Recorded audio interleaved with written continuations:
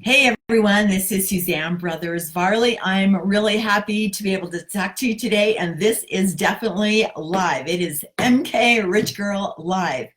And I'm coming to you today with a topic that I really have come to really appreciate. And that is why we take action or why we don't. So that's what we're going to talk about today. So this has come to me because I'm 40 years of having a really successful, epic, huge success, and also epic and huge failures. My team has broken records. We have experienced outstanding success and more than I ever could have ever dreamed. And that happened again and again every year for many, many, many years. So what I'm going to share with you today is in this Rich Girl session is a big portion of life success and why we take action and why we don't. So hang in there with me. I'm pretty excited. Laura, thanks for joining us today. I appreciate you coming on. And you can access this anytime you want. And please feel free to share it with friends as well. Okay, so here's the first point I want to make with all of you today. This is going to be short, so hang in there with me. Okay, all the dreams and all the goals that we have will not produce action. No, they simply won't. So we need to talk today about mindful self-coaching, plus a few other things today too. So understand that there are two really major things that will work for us or against us. And here they are. Circumstances. Okay, you may have heard about this because we have them. 90% of our life is circumstances. These are things that are outside of our control. Things that have happened to you in the past. Things that people have done to you. I mean, really about 90% of our life are circumstances. Our past is what is happening in the world, other people's lives, other people's actions. And again, they're not within your control. They are in constant change. They're all around us. And like I said earlier, they're about 90% of our life. But when we think that we have control of things, usually we don't. Have you ever noticed that? But we are in control of two major things that will change everything, and that's our thoughts and our actions. Our thoughts are a continuation of usually one sentence that we just keep saying to ourselves. Sometimes we think we have nothing within our control, within our present circumstances, but yes, we do. Our thoughts and how we present those thoughts to ourselves. You know, everything that we do really is because we want to feel a certain way. We want to feel better. And knowing what we are thinking is central to that. We want to feel better. We want to feel happy. We want to feel successful. We want to feel a certain way. So all the thoughts create our feelings. The feelings create emotions, and they drive all of our actions. No one really ever teaches this anywhere. They just don't teach us this. They don't teach us how to think on purpose. Have you noticed that? So why you take action or the lack of action is the way that you feel. So let's do this again. Thoughts create feelings and emotions that drive the action, and thus the action creates the results in our lives. What determines what we think? How do we change what we are thinking? How do we witness our own thinking? You know, it's a practice that takes practice, really. We must make a separation to our observer mind and the things that we are thinking. Can you watch your brain work? Notice what your mind is thinking? You may not like what you may find, right? Because we have a ton of negative thoughts all day long. Hey, we all do. Welcome to the club. You have and I do too, over 60,000 thoughts per day.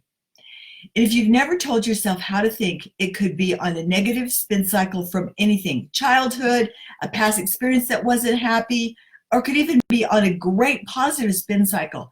But all these things do have a tendency to come back around. They really do. So if you're not watching how you're thinking, I want you to imagine something. It's kind of like an unsupervised toddler running around your house. Yeah, that's when you're not being aware of what you're thinking. I know, isn't that catch a visual on that? All right, welcome Vicki. Hi Debbie, it's good to have you on today. Okay, so warning, here's my big warning for all of you. Once you look into your mind, you may not want to look at it really. You may want to back off and not deal with it. But being aware But then denying that awareness also denies the change. Most of us try to take change from the action point. And many of us have been taught that. I've been taught that all of my years. I've been taught that to make a change in your life, you have to change in action.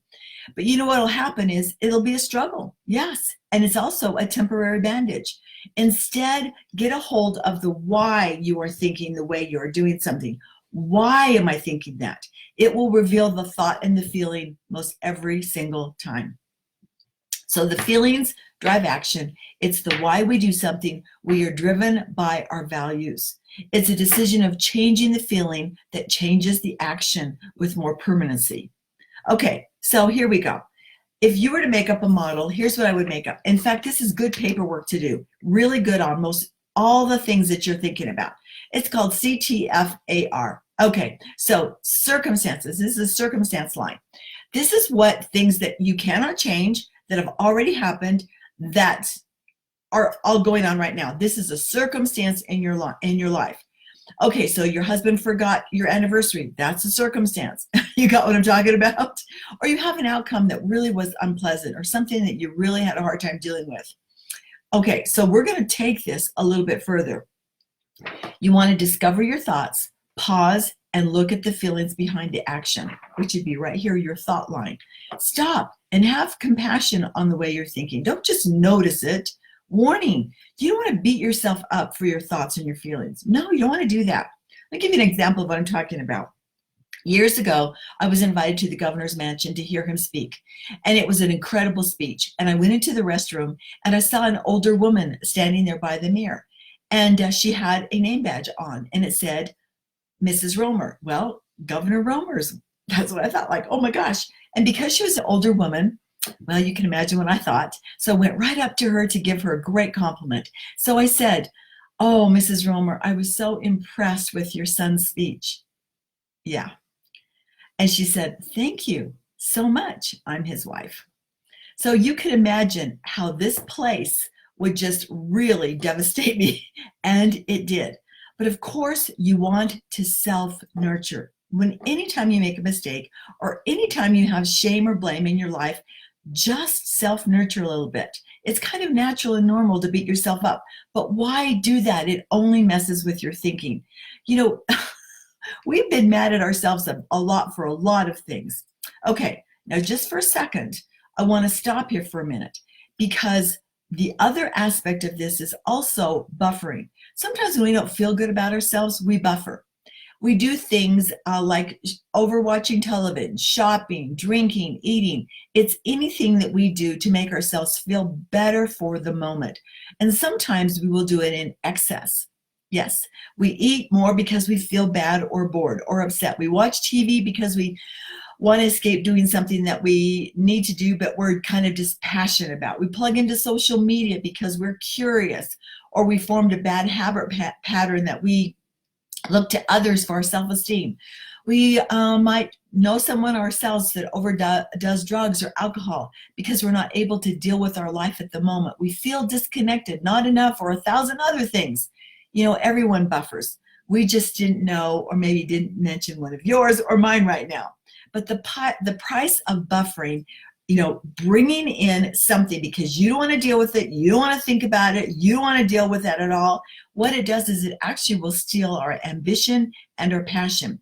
It takes the moment of victory away from us, and it leaves us feeling not able, or a tremendous lack of self-esteem. So how do we know we are buffering? Well, we're buffering anytime we avoid something we really have said we wanted to do. We avoid it by doing something else. Well, I'll do it after I eat this cookie, or I'll do it after I watch my favorite show, or I've got to plan it, or I've got to relax. We make excuses for our lack of action. Now, why do I notice this? Because I want you to have compassion on it. I want you to come from an understanding of love for yourself, from a place that you can encourage yourself to change. You know, you can't beat yourself up or struggle yourself into change. It will not be permanent, and it won't be It will be lasting. You will be against you. The mind has been thinking the same thing over and over again, probably millions of times. And the battle here is your mind. The mind will win because its job is to create patterns, and habits. And remember, it's mostly been unsupervised, right? So let's go back to this just for a second. Remember the circumstance I gave you about the governor's mansion? Well, the governor, I'll get that in there. Okay, the circumstance in the circumstance line is this. I insulted the governor's wife. My thought, oh my gosh, I'm a terrible person. I can't believe my actions. Okay, that was my first thought. And then my feeling is, I am such a loser. And then my actions were, I stayed in the restroom for a really long time until I knew everyone was out of the building. It was a really long time, you guys. And the result was that I felt terrible, and my self-esteem and the way I valued myself took a major chink. Okay, let's do a redo. All right, circumstance didn't change. I insulted the governor's wife. The thought. Now this is where you want to be compassionate on yourself. What's the first thought I can have? Well, the first thought may not be the best thought, but the thought could be, wow, I really blew that. I probably will never do that again. Now, showing compassion on yourself is so important, because after that could create your feelings. The feelings, wow, lesson learned here. Lesson learned. Okay, Suzanne, bad lesson, but lesson learned. And the action, next time, I'm probably going to get a little more information before I say something like that. And the result, I have learned something. Okay, this is just a little typical events of how what Brooke Steele says, the model, which is so true. Try it, you guys. It can make a major difference in your life. So remember that your thoughts creates your feelings will create the action, and the actions will always have the results. And you don't need to go back to childhood. Please know that. Most of our damaging thoughts we have been thinking for a really long time. And in fact, for some of us, years. You cannot control the past circumstances. Remember this model. Remember, you can only control your present thought. And if you stay in thought and feeling, come from a place of familiarity, that will be where your victim story might be. Everyone has a victim story. We all do, but they don't serve us. They never will. You may feel better by telling somebody your victim story, but here's the thing is what you talk about only grows. So look at your thoughts. Ask yourself, why do you think the way you do? Be curious.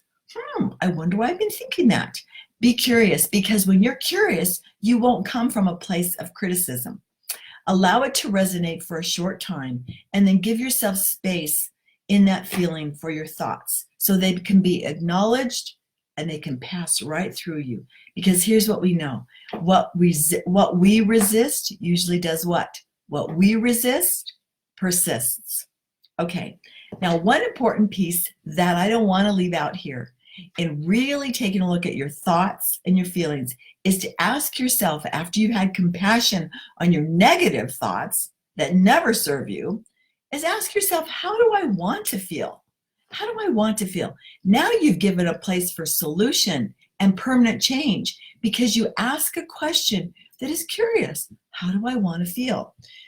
You will not like doing this work, so this is a warning, because your mind is going to try to go right back to where it's always gone before, a negative spin cycle, or even looking for some of your buffers. Your mind doesn't want to make these changes. I promise you, it's going to resist it. But that's a good place to start from, is when you feel the resistance, just keep persisting.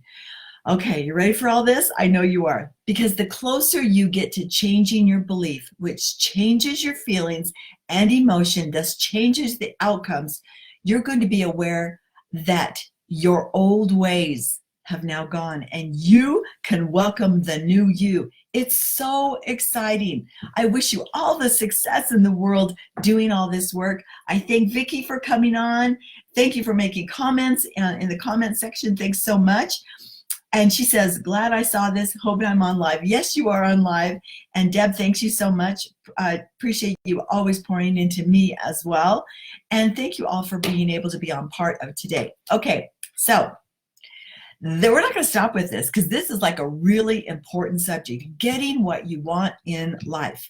So the next part that I will be recording will be part 2 of this, part 2. Now, this is actually out of the FIRE program and the Rich Girl Workshop. This is actually number 2 recording.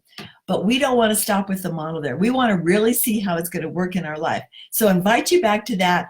I'm probably going to be recording on Mondays right about this time. I'm going to let you know in advance. You know, for some of you know that I'm just a little bit retired, but not much. So I kind of, you know, do a few things here and there with my husband and my other aspects of my very busy life. But I thank you for coming on. Let's make this happen, you guys. I know you can. Remember that. Take a look at your circumstances in the C line. Write it down. Take a look at what your thoughts are. They're usually a continuous sentence all the time that you keep saying to yourself. And then ask yourself how you feel about that. Try to make it a one word thing, how you feel. And then take a look at your actions. What are my actions towards this? And your actions can be determined. Yes, they can. You don't have to fall into just automatic actions. And then the results. You do this for a couple of times, you're going to be amazed at what will open up. Okay, you guys, God bless. Thanks for joining us today.